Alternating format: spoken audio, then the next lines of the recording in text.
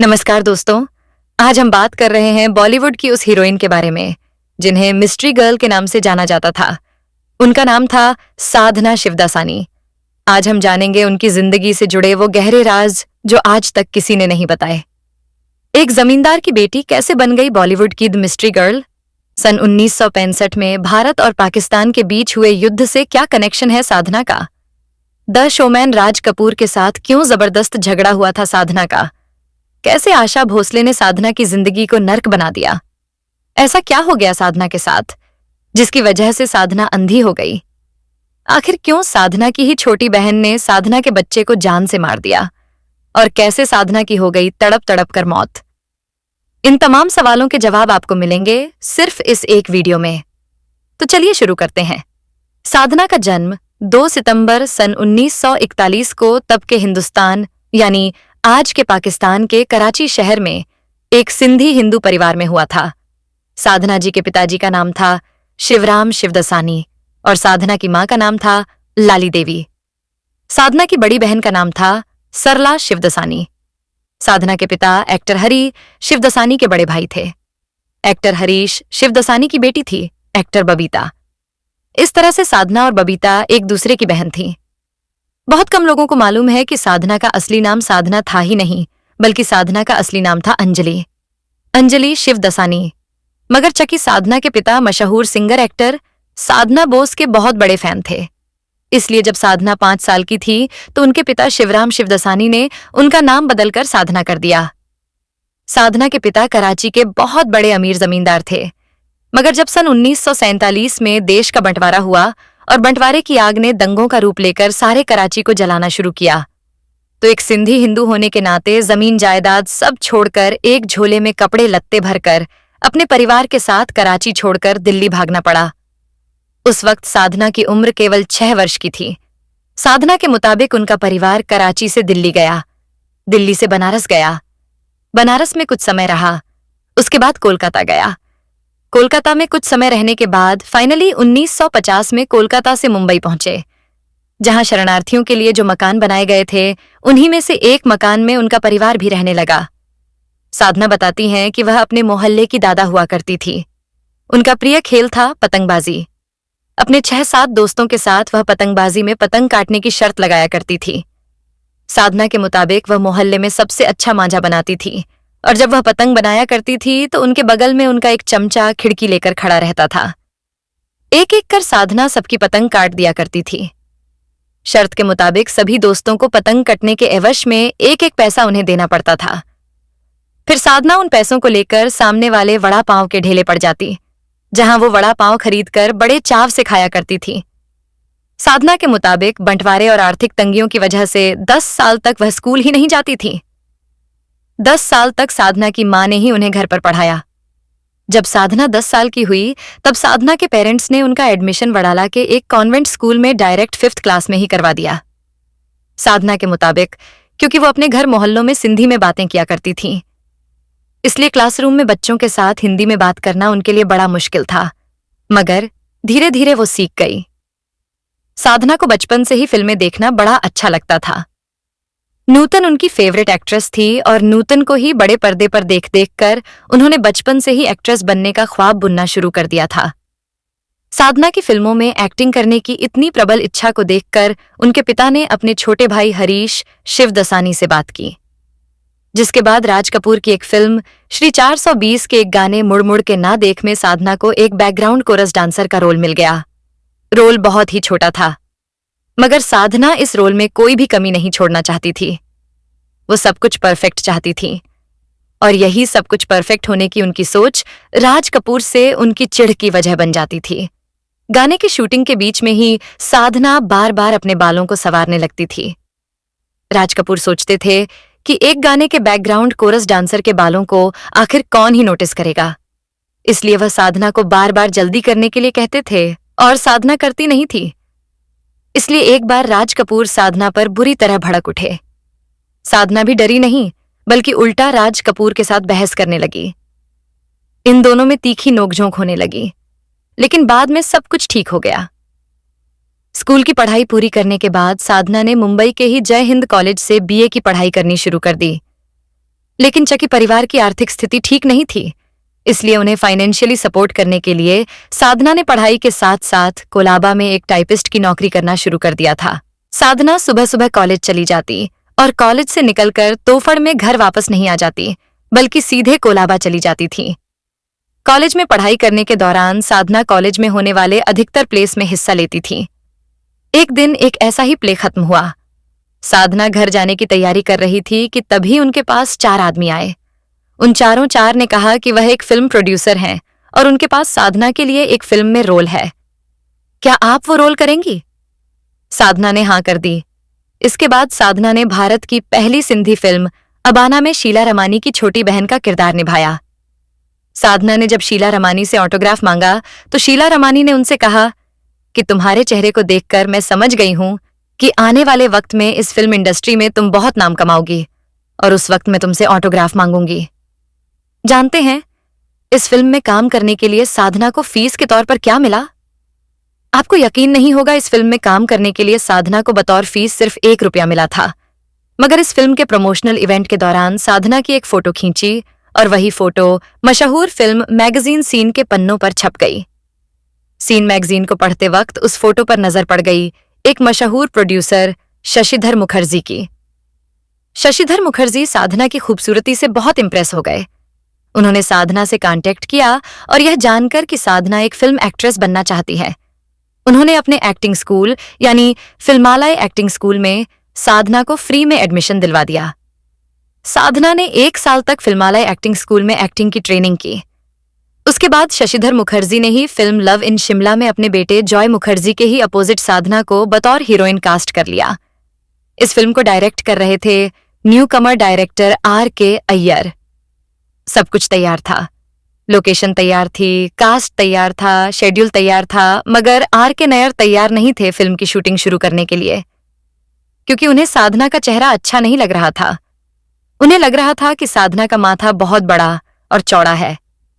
उन्हें पतला और छोटा करने के लिए उन्होंने जितनी भी तरकीब अपनाई सब फेल हो गई। आखिर में उन्होंने साधना से कहा कि साधना हॉलीवुड एक्ट्रेस ऑड्री हेबर्न की तरह अपने बालों को फ्रेंच कट कटवा लें।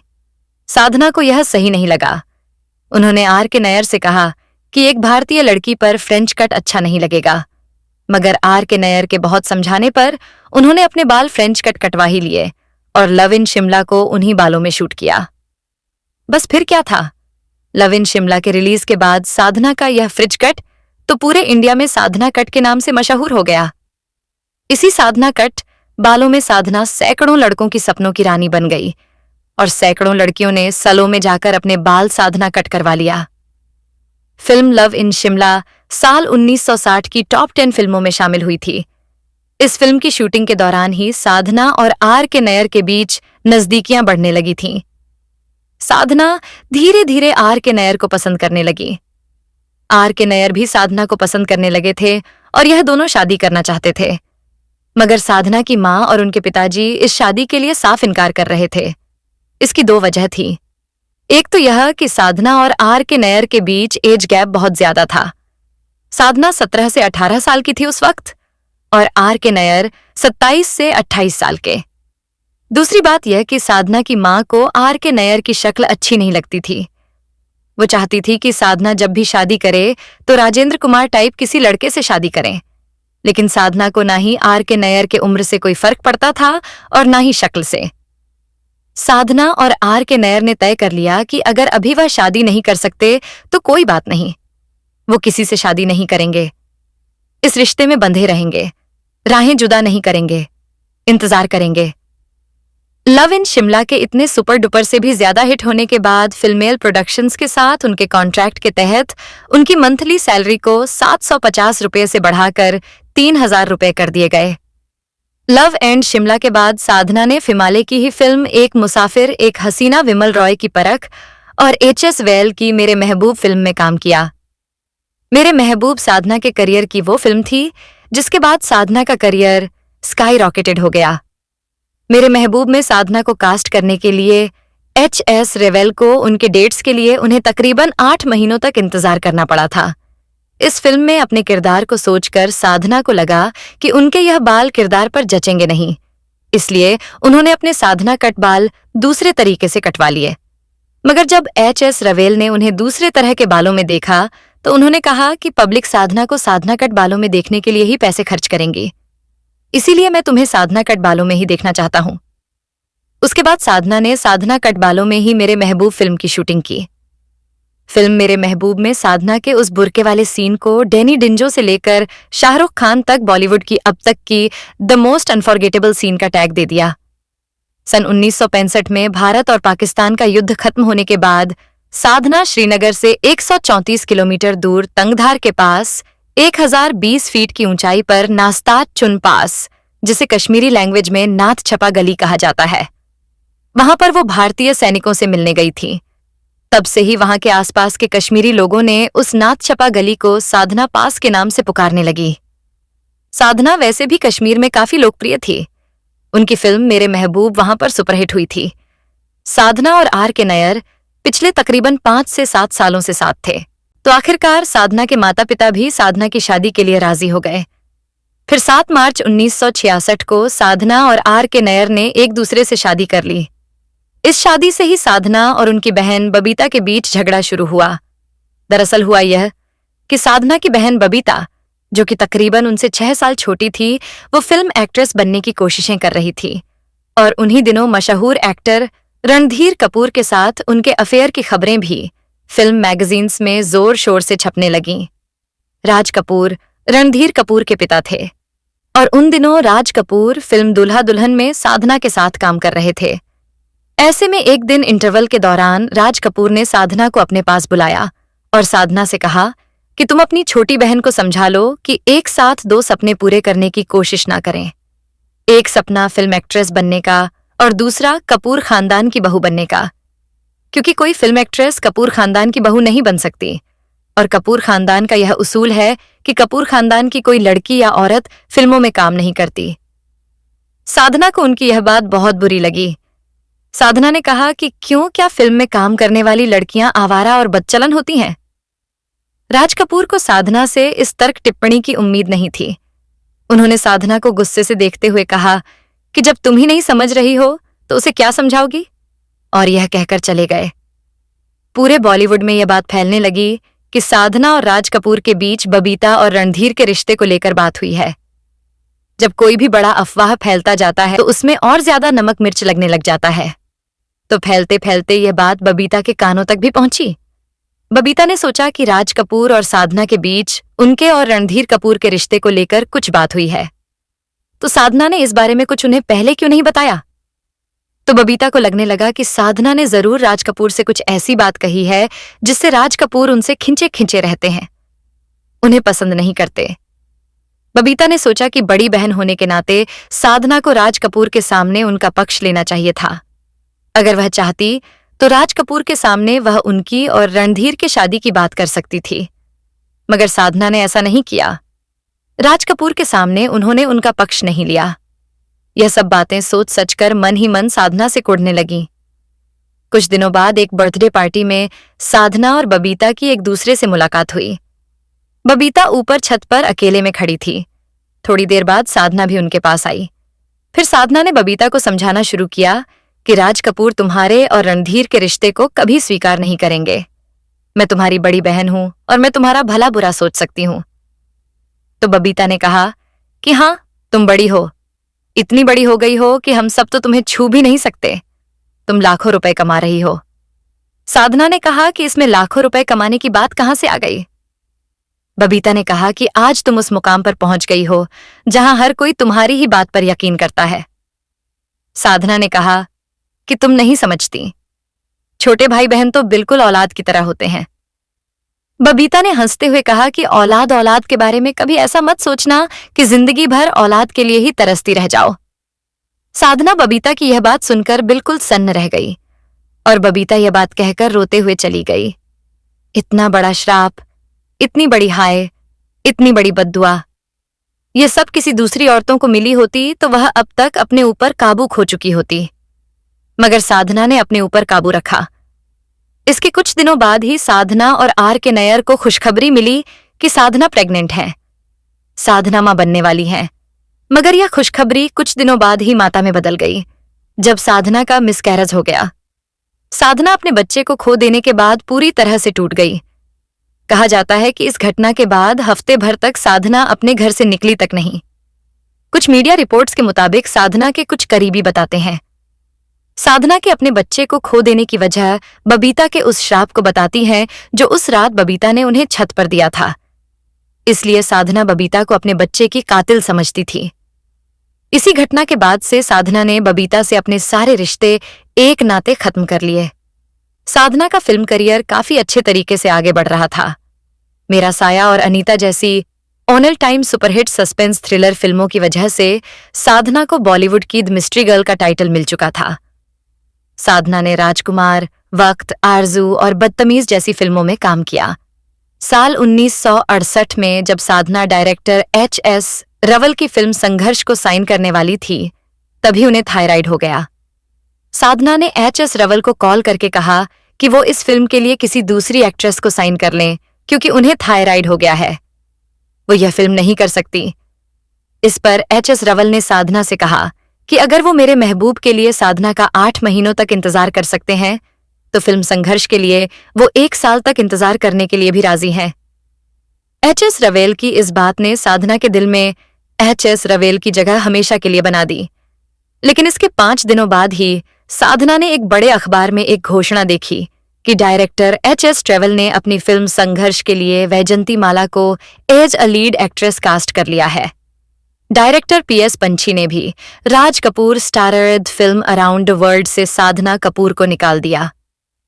साधना अपनी थायराइड का इलाज करवाने के लिए बॉस्टन के ली क्लिनिक गई, जहां से जब वह इलाज करके वापस लौटी तो उन्होंने पूरे बॉलीवुड को एक शानदार पार्टी दी, ये मैसेज कन्वे करने के लिए कि वह दोबारा से कैमरा फेस करने के लिए बिल्कुल तैयार हैं, और उन्होंने ऐसा किया भी। इलाज करवाने के बाद साधना ने इंतकाम और एक फूल, 2 माली जैसे 2 सुपरहिट फिल्मों में काम किया, मगर उसके बाद इश्क पर कोई जोर नहीं। सच्चाई और दिल दौलत, दुनिया जैसी कुछ फिल्में उनकी फ्लॉप होने लगीं। उसके बाद तो साधना की किस्मत ने उनके साथ कुछ ऐसा खेल कर दिया जिसकी साधना को उम्मीद तक नहीं थी। मशहूर न्यूज़पेपर ट्रिब्यून के पन्ने पर छपी एक खबर के मुताबिक थायराइड ठीक होने के बाद साधना को एक नई आंख की बीमारी हो गई, जिसकी वजह से उनके दोनों आंखों की रोशनी चली गई। साधना पूरी तरह से अंधी हो गई और महीनों के इलाज के बाद उनकी सिर्फ एक आंख की रोशनी लौट पाई, वो भी थोड़ी सी पूरी नहीं। थायराइड की वजह से वैसे भी साधना के गले को काफी नुकसान हुआ था, और अब उनकी एक आंख की रोशनी ही नहीं थी और दूसरे आंख में थोड़ी सी रोशनी थी। उनकी आंखें बड़ी बड़ी बाहर निकली निकली सी दिखाई देने लगी थीं, जिसकी वजह से उनका खूबसूरत चेहरा अब बदसूरत होने लगा था। और इसी बदसूरती की वजह से साधना को फिल्मों के ऑफर्स धीरे धीरे मिलने ही बंद हो गए और साधना का फिल्म करियर पूरी तरह से तबाह हो गया। साधना के पति R.K. नैयर का फिल्म करियर भी तबाह हो चुका था, क्योंकि फिल्म इंतकाम के बाद R.K. नैयर की कोई फिल्म हिट नहीं हुई थी, जिसके बाद R.K. नैयर को भी फिल्मों के ऑफर्स मिलना बंद हो चुके थे। इसके बाद साधना की माली हालत भी थोड़ी खराब हो गई और साधना बॉलीवुड की चमक धमक से दूर कहीं गुमनामी के अंधेरों में खो गई। साल 1996 में साधना के पति की अस्थमा की वजह से मौत हो गई। यह अकेलापन उन्हें खाए जा रहा था और उन्हें दिल की बीमारी भी हो गई। उन्हें सांस लेने में तकलीफ होने लगी थी। इस अकेलेपन और बीमारियों के परेशानियों के साथ साथ साल 2010 में उनकी जिंदगी में एक और बड़ी परेशानी आ गई।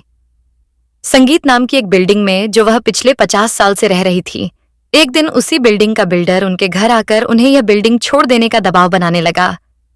जब साधना ने मना किया तो उसने साधना को धमकी देते हुए कहा कि अगर साधना ने उस बिल्डिंग को नहीं छोड़ा तो वह गुंडों को भेजकर इसी घर में साधना की हत्या करवा देगा। साधना उसकी यह बात सुनकर बूढ़ी तरह घबरा गई और उन्होंने पुलिस में बिल्डर यूसुफ लकड़ावाला के खिलाफ कंप्लेंट दर्ज करवा दी। पुलिस ने बिल्डर यूसुफ लकड़ावाला को अरेस्ट किया, मगर एक ही दिन बाद बेल पर उसे छोड़ दिया। साल 2012 में आशा भोसले, जो कि संगीत नाम की उस बिल्डिंग की ओनर थी, उन्होंने उस बिल्डिंग को लेकर साधना पर मुकदमा कर दिया। साधना की तबीयत वैसे भी ठीक नहीं रहती थी और इस बीमारी की हालत में उन्हें कोर्ट कचहरी के चक्कर भी खाने पड़ रहे थे। साधना की एक दोस्त बताती हैं कि एक दिन परेशान होकर साधना ने उनसे कहा था कि आशा ने मेरी ऐसी हालत में कोर्ट कचहरी के चक्कर लगवा लगवा कर मेरी जिंदगी नर्क बना दी है। कहा जाता है कि साधना ने इंडस्ट्री के बहुत से लोगों से मदद मांगी, मगर किसी ने उनकी मदद नहीं की। दिसंबर साल 2014 में एक दिन सुबह सुबह साधना सोकर उठी तो उन्होंने देखा कि उनके मुंह से खून बह रहा है। साधना बिल्कुल घबरा गई। वो जोर से चिल्लाना चाहती थी, मगर उनके मुंह से आवाज ही नहीं निकल पा रही थी। किसी तरह से उन्होंने पड़ोसियों को इसकी सूचना दी। पड़ोसी साधना को लेकर किसी तरह हॉस्पिटल पहुंचे, जहां डॉक्टर्स ने साधना की जिंदगी बचाने के लिए उनकी इमरजेंसी सर्जरी की। इसके बाद मालूम चला कि साधना को ट्यूमर भी हो गया है। ट्यूमर के इलाज के लिए साधना के पास पैसे नहीं थे। साधना ने इंडस्ट्री के बहुत से लोगों से पैसे की मदद मांगी, मगर किसी ने भी उनके पैसों की भी मदद नहीं की। और आखिरकार अपने अकेलेपन और बीमारियों से जूझती साधना ने 25 दिसंबर सन 2015 को अपना दम तोड़ दिया और इस दुनिया से रुखसत हो गई। तो दोस्तों, ये थी साधना शिवदासानी की जिंदगी की पूरी कहानी। उम्मीद है ये वीडियो आपको पसंद आया होगा। अगर वीडियो पसंद आया हो तो लाइक, शेयर और कमेंट करना बिल्कुल न भूलें। हमारे चैनल स्टार मनोहर राठौर को सब्सक्राइब जरूर करें और बेल आइकन दबाएं।